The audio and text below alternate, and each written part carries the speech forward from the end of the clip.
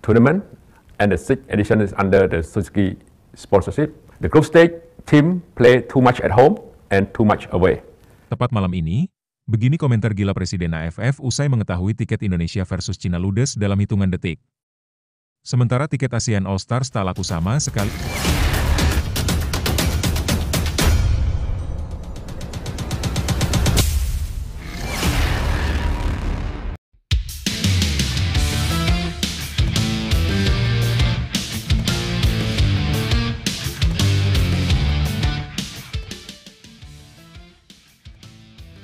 Tepat malam ini, begini komentar gila Presiden AFF usai mengetahui tiket Indonesia versus Cina ludes dalam hitungan detik. Sementara tiket ASEAN All Stars tak laku sama sekali meski sudah dijual sejak 3 bulan yang lalu. Begini komentar gila Presiden AFF. Tapi, Mimin minta tolong tonton video ini sampai selesai, agar tidak ada kesalahpahaman yang terjadi. Dan tak bosan-bosan juga. Tolong like dan share video ini ke media sosial kalian agar semua orang tahu apa yang sedang terjadi.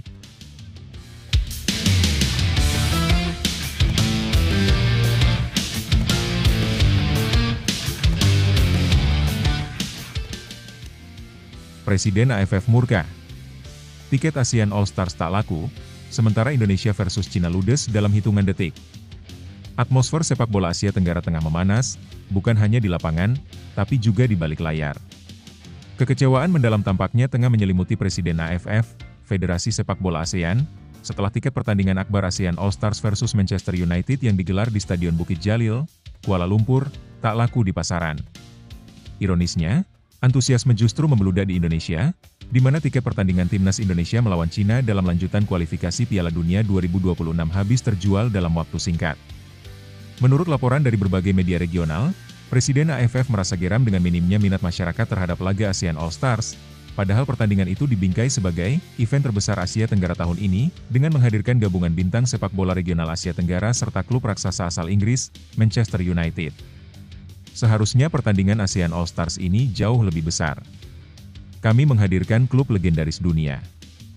Mengapa justru pertandingan lokal seperti Indonesia versus Cina yang menjadi primadona?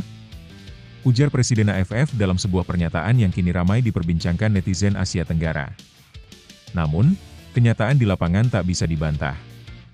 Stadion Bukit Jalil yang berkapasitas 80.000 kursi bahkan terancam sepi penonton. Malaysia sebagai tuan rumah pun turut menyuarakan kekhawatiran atas kerugian besar yang mungkin harus mereka tanggung.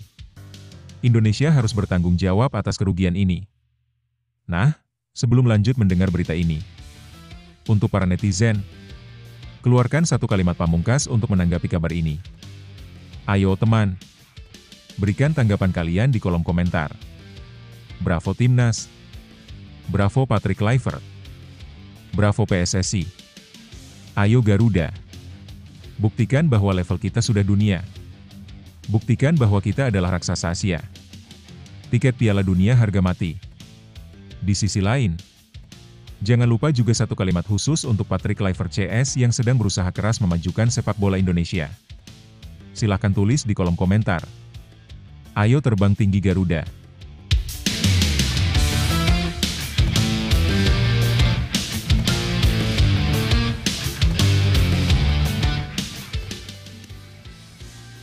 Mari kita lanjut teman-teman. Sementara itu, di Jakarta, euforia masyarakat terhadap Timnas Indonesia benar-benar menggila. Tiket pertandingan melawan Cina yang akan digelar pada 5 Juni 2025 di Stadion Utama Gelora Bung Karno, SUGBK, ludes dalam hitungan menit setelah dibuka pada 15 Mei lalu. PSSI bahkan mengumumkan bahwa 80% dari total 76.000 tiket telah terjual hanya dalam waktu 2 hari. Arya Sinulinga, anggota Komite Eksekutif PSSI, menjelaskan bahwa penjualan dilakukan secara bertahap melalui platform digital, dan semua kategori tiket dari ekonomi hingga VIP diminati masyarakat.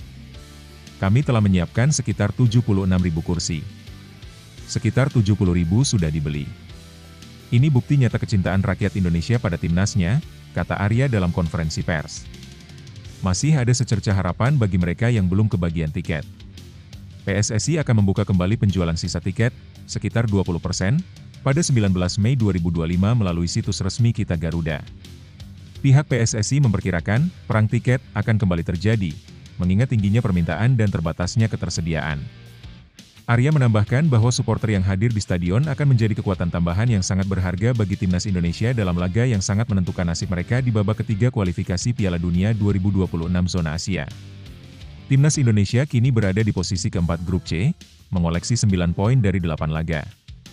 Situasi ini membuat pertandingan melawan Cina menjadi sangat krusial. Hanya 2 tim teratas dari grup ini yang akan lolos langsung ke Piala Dunia 2026. Tim posisi ketiga dan keempat harus melalui babak tambahan yang penuh risiko. Di sisi lain, tim pelatih yang dipimpin pelatih kepala Patrick Kluivert tengah mempersiapkan strategi matang, termasuk pemusatan latihan dan uji coba tertutup. Fokus utama adalah meningkatkan ketajaman lini depan dan soliditas pertahanan, 2 aspek yang menjadi perhatian besar dalam pertandingan terakhir. PSSI menegaskan kembali pentingnya dukungan supporter secara langsung di stadion. Atmosfer SUGBK yang penuh nyanyian, koreografi, dan semangat nasionalisme dipercaya mampu membakar semangat para pemain di lapangan. Dukungan kalian adalah energi utama kami. Bersama kita bisa membuat sejarah baru untuk sepak bola Indonesia, tutup Arya dengan penuh optimisme. Sementara AFF dan Malaysia dipusingkan oleh potensi gagalnya laga besar ASEAN All Stars, Indonesia justru membuktikan bahwa kecintaan sejati pada sepak bola datang dari identitas nasional yang kuat. Animo masyarakat terhadap timnas adalah refleksi langsung dari semangat kebangsaan dan harapan akan kejayaan di panggung dunia.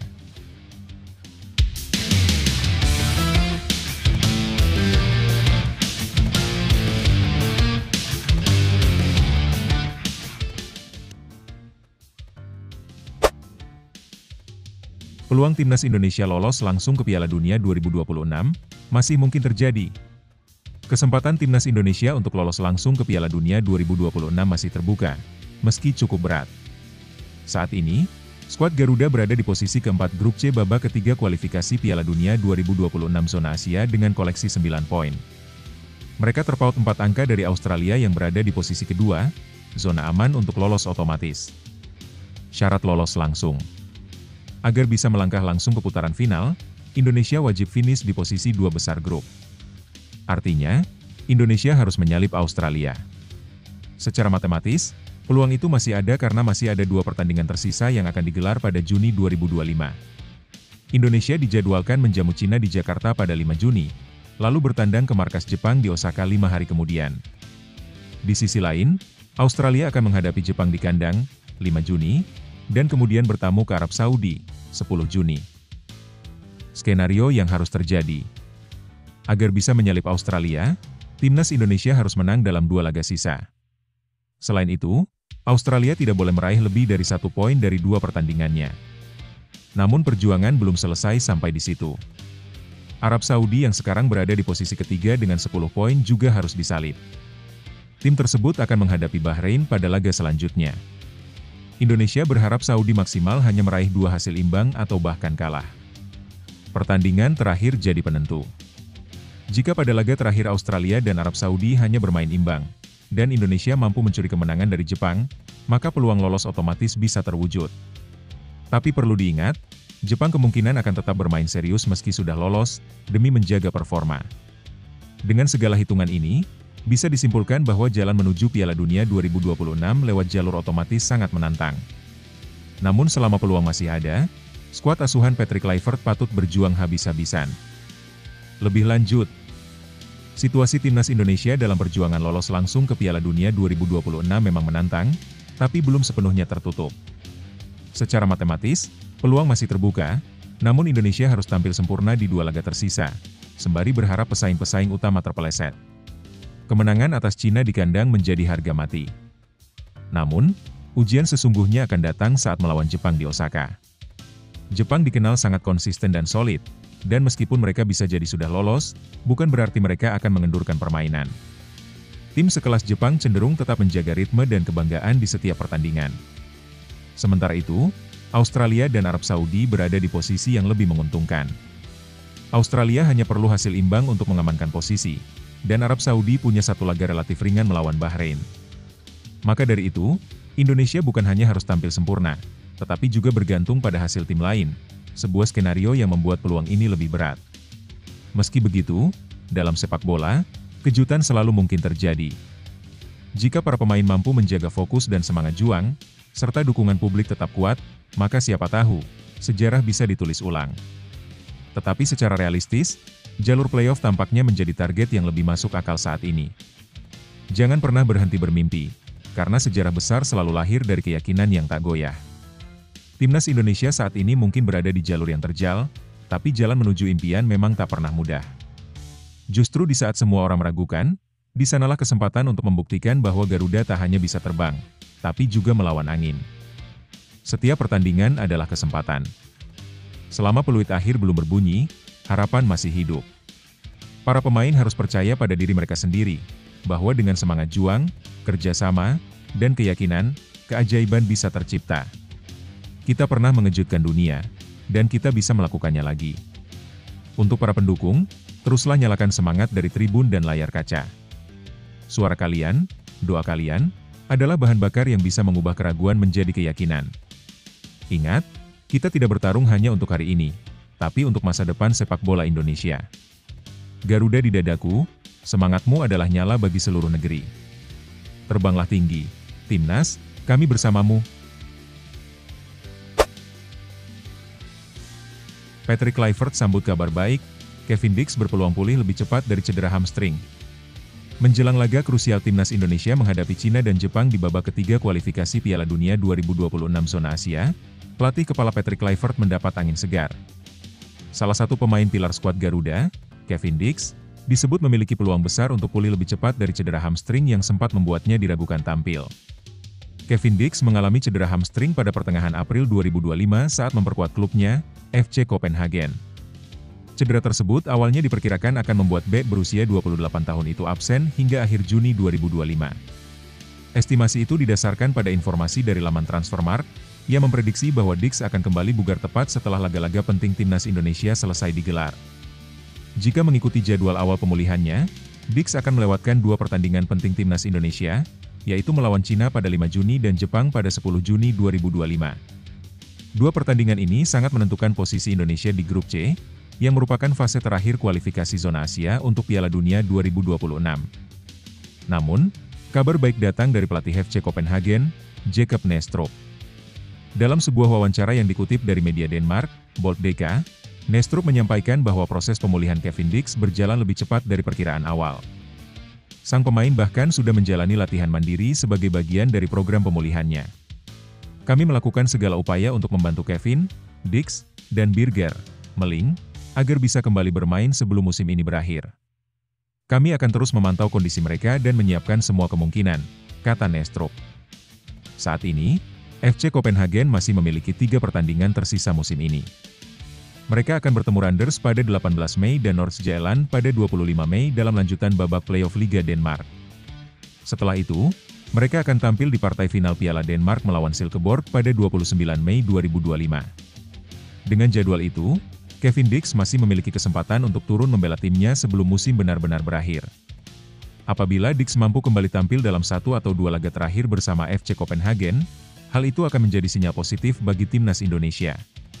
Artinya, ada kemungkinan ia juga bisa bergabung dengan skuad Garuda tepat waktu untuk menghadapi 2 pertandingan krusial di bulan Juni. Patrick Kluivert tentu menyambut kabar ini dengan gembira.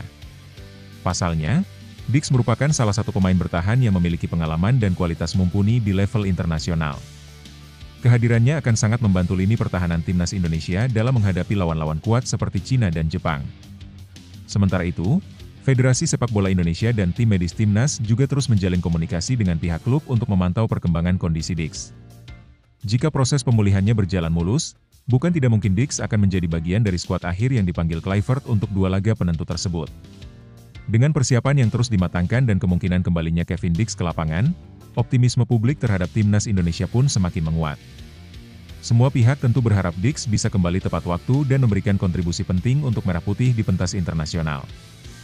Lebih lanjut, situasi Kevin Dix yang menunjukkan tanda-tanda pulih lebih cepat dari cedera hamstring tentu membawa dampak positif bagi Timnas Indonesia, khususnya di tengah persiapan menghadapi laga berat melawan Cina dan Jepang. Kehadiran Dix sangat penting karena ia tidak hanya memiliki kualitas teknis sebagai bek kanan, tapi juga pengalaman bermain di level Eropa yang dapat menjadi aset besar dalam menghadapi tekanan laga internasional. Percepatan pemulihan ini juga mencerminkan profesionalisme sang pemain, yang tampaknya menjalani rehabilitasi dengan disiplin tinggi. Usaha klubnya, FC Copenhagen, yang secara terbuka menyatakan upaya mereka untuk memulihkan Dix tepat waktu, menunjukkan adanya kerjasama yang baik antara klub dan pemain, yang pada akhirnya juga bisa menguntungkan tim nasional. Bagi Patrick Kluivert, ini menjadi potensi tambahan kekuatan yang sangat berarti. Ia tentu harus menyiapkan alternatif jika Dix tidak bisa tampil, namun kabar ini membuat opsi taktisnya semakin luas. Secara psikologis, kehadiran Dix bisa memberi semangat tambahan bagi rekan-rekannya di skuad Garuda, terutama karena laga-laga mendatang memiliki tekanan tinggi. Namun, penting juga untuk berhati-hati. Jika Dix terlalu cepat dipaksakan turun tanpa kesiapan penuh, risiko cedera ulang bisa muncul. Maka keputusan akhir harus didasarkan pada evaluasi medis dan kesiapan fisik secara menyeluruh, bukan semata-mata kebutuhan tim. Bagaimanapun, menjaga karir panjang sang pemain juga sama pentingnya dengan hasil 2 pertandingan ini. Meski tantangan besar menanti, ini saatnya timnas Indonesia menunjukkan karakter sejati sebagai pejuang. Kabar Kevin Dix yang mulai pulih lebih cepat adalah bukti bahwa dengan tekad dan kerja keras, segala hal bisa dicapai, bahkan yang semula terlihat mustahil. Untuk para pemain, ini bukan hanya soal 2 pertandingan, tapi tentang membela tanah air dengan sepenuh hati. Setiap peluh di latihan, setiap detik di lapangan, dan setiap usaha memperbaiki diri adalah bagian dari perjalanan menuju sejarah. Untuk para supporter, teruslah percaya dan dukung dengan sepenuh hati. Tim ini bukan hanya sekumpulan pemain, tapi cerminan semangat bangsa yang tidak mudah menyerah. Dan untuk Kevin Dix, terus berjuang. Setiap langkah menuju pemulihan adalah satu langkah lebih dekat menuju momen-momen besar yang akan kamu ukir bersama Garuda. Cedera bukan akhir, tapi batu loncatan untuk kembali lebih kuat. Saat semua elemen bersatu, tidak ada yang tak mungkin. Garuda bisa terbang lebih tinggi.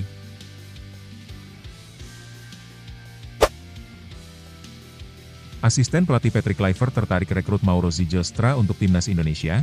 Proses naturalisasi segera dilakukan. Gerald van den Burg, asisten pelatih Patrick Kluivert di timnas Indonesia, dikabarkan tertarik untuk memanggil Mauro Zijlstra, pemain berdarah Indonesia-Belanda, ke dalam skuad timnas Indonesia U23. Berita ini juga disertai dengan kabar bahwa PSSI tengah mempercepat proses naturalisasi untuk pemain ini. Van den Burg bukan hanya sebagai asisten Kluivert, tetapi juga bertanggung jawab sebagai pelatih utama untuk timnas Indonesia U23. Peran ini membuatnya harus mempersiapkan tim muda tersebut menghadapi agenda pada sepanjang tahun 2025. Salah satu tugas utama Van den Burg adalah menyiapkan timnas U23 menjelang beberapa kompetisi penting, seperti Piala AFF U23 pada Juli, kualifikasi Piala Asia U23 pada September, dan SEA Games 2025 yang dijadwalkan berlangsung akhir tahun ini. Karena itulah, Van den Burg sangat membutuhkan pemain berkualitas, termasuk Mauro Zijlstra. Mauro Zijlstra sendiri mengungkapkan bahwa dirinya sudah berkomunikasi dengan pihak PSSI terkait proses naturalisasi. Dalam sebuah percakapan dengan YouTuber Yusa Nugraha, yang sering mengangkat isu pemain keturunan, Mauro menyebut bahwa saat ini semua proses sedang berjalan. Beberapa hari lalu saya bertanya ke Mauro tentang perkembangan proses naturalisasinya dengan PSSI. Dia bilang kalau saat ini proses itu sedang berjalan, ujar Yusa. Mauro juga tengah mengurus dokumen seperti paspor Belanda bersama agen Vardy yang mewakili timnas Indonesia. Menurut Yusa, Van den Burg merupakan salah satu faktor utama yang membuat proses naturalisasi Mauro dipercepat. Karena Van den Burg sangat ingin memakai jasa pemain ini di skuad U23. Mauro bercerita kalau Gerald van den Burg, pelatih kepala timnas U23, sangat membutuhkan dirinya untuk memperkuat tim dalam turnamen yang akan datang setelah FIFA Matchday selesai, tambah Yusa. Dengan semangat dari staf pelatih dan dukungan PSSI, peluang Mauro Zijlstra bermain untuk timnas Indonesia semakin terbuka lebar. Lebih lanjut, situasi ini menunjukkan bahwa timnas Indonesia sangat serius dalam memperkuat skuad mudanya, khususnya untuk menghadapi berbagai kompetisi penting tahun ini. Ketertarikan Gerald van den Burg terhadap Mauro Zijlstra menandakan bahwa mereka mencari pemain yang tidak hanya memiliki kualitas teknis, tapi juga keturunan Indonesia yang bisa memberikan kontribusi langsung. Proses naturalisasi yang dipercepat oleh PSSI juga memperlihatkan komitmen federasi untuk memperkuat tim nasional dengan cara yang strategis. Di satu sisi, ini bisa jadi langkah positif karena menghadirkan pemain dengan pengalaman dari luar negeri bisa menambah daya saing timnas U23. Namun, proses naturalisasi dan integrasi pemain keturunan juga harus dilakukan dengan hati-hati agar pemain tersebut benar-benar bisa beradaptasi dengan kultur sepak bola Indonesia dan membangun chemistry dengan pemain lain. Secara keseluruhan, langkah ini memperlihatkan ambisi dan kesiapan Indonesia untuk lebih kompetitif di level internasional, terutama di kategori usia muda yang menjadi pondasi masa depan tim nasional. Pendekatan seperti ini juga bisa membuka peluang bagi pemain keturunan lainnya yang ingin berkontribusi bagi sepak bola tanah air. Setiap langkah kecil yang kamu ambil hari ini adalah fondasi untuk kesuksesan besar di masa depan. Jangan takut menghadapi tantangan, karena di balik setiap rintangan tersimpan kesempatan untuk tumbuh dan menjadi lebih kuat. Teruslah percaya pada kemampuan diri sendiri, jangan pernah menyerah, dan ingat bahwa usaha yang konsisten akan membuahkan hasil yang luar biasa. Jadilah versi terbaik dari dirimu dan raih impian dengan penuh semangat.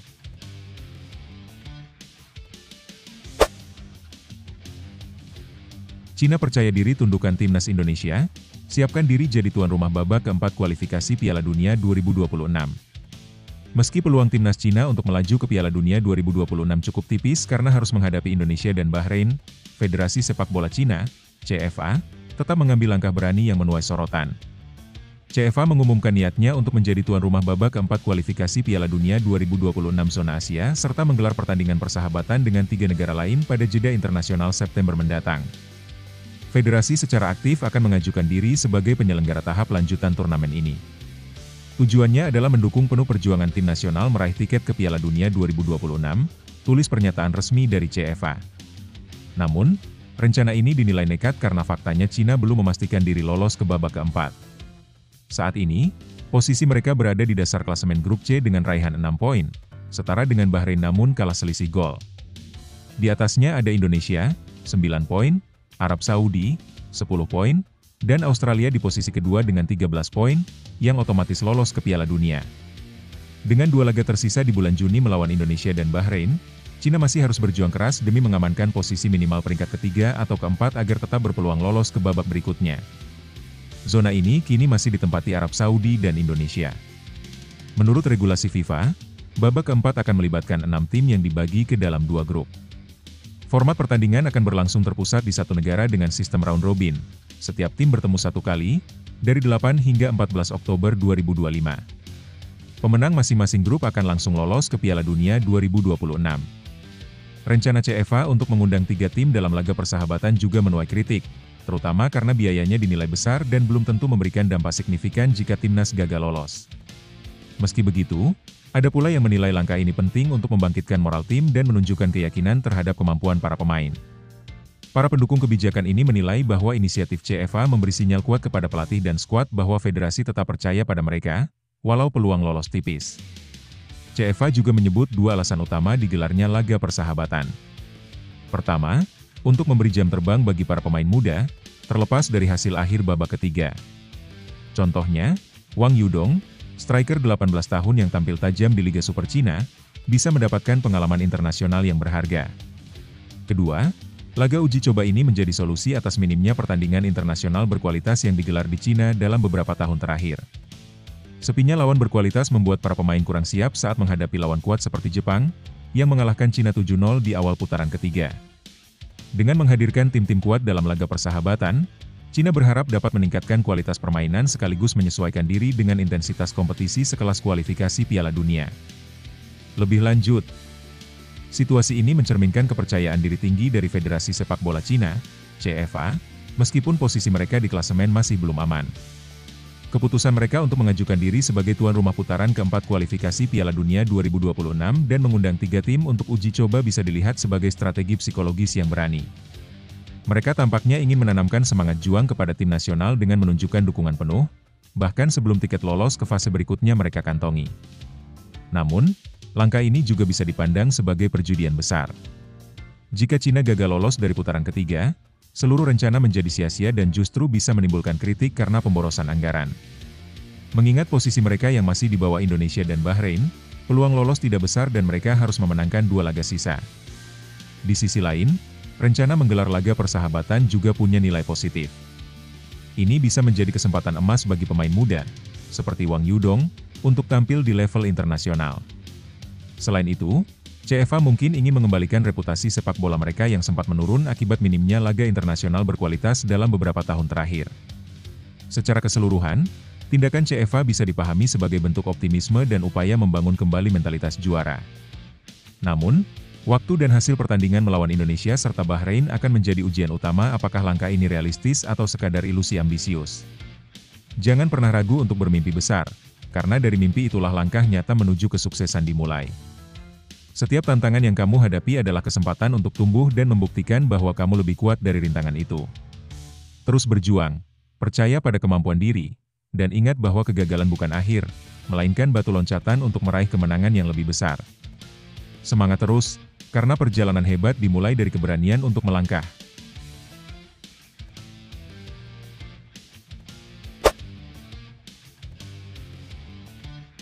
Dua pemain keturunan timnas Indonesia akan berstatus bebas transfer pada Juni 2025. Dua pemain keturunan yang pernah membela timnas Indonesia dipastikan tidak memiliki klub mulai Juni 2025. Salah satu dari mereka bahkan santer dikaitkan dengan klub Liga 1 musim depan. Sebagaimana diketahui, banyak kontrak pemain di Eropa berakhir pada 30 Juni. Situasi serupa juga terjadi pada beberapa pemain berdarah Indonesia yang bermain di luar negeri. Hingga saat ini, tercatat dua nama yang kontraknya tidak diperpanjang dan resmi menjadi bebas transfer. Siapa saja mereka?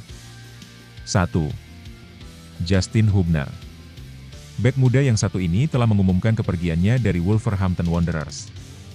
Hubner menyampaikan perpisahannya lewat unggahan di akun Instagram resminya, Justin Hubner 5, pada Sabtu, 17 Mei 2025. Saya akan meninggalkan klub dalam waktu dekat, tulis pemain berusia 21 tahun tersebut. Meski belum ada kejelasan soal klub tujuan berikutnya, kemungkinan besar Hubner akan tetap bermain di Eropa untuk melanjutkan karirnya. 2. Shane Patinama.